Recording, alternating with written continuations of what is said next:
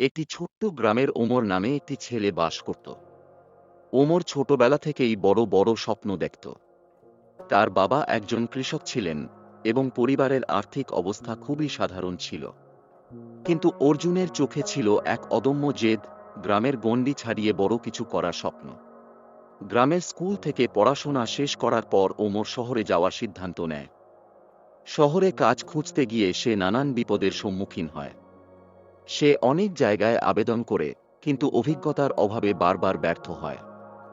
অনেক চেষ্টার পর অবশেষে একটি ছোট্ট স্টার্টআপের কাজ পায় এবং তার কঠোর পরিশ্রম ও দক্ষতার কারণে খুব শিগগিরই সে কোম্পানিতে নিজের জায়গা করে নেয়। ওমর তার চাকরির পাশাপাশি একটি নতুন ব্যবসা শুরু করার স্বপ্ন দেখেন।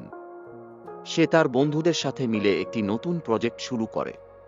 তার কঠোর পরিশ্রম এবং দৃঢ় সংকল্প তাকে সাফল্যের দিকে এগিয়ে নিয়ে যায়।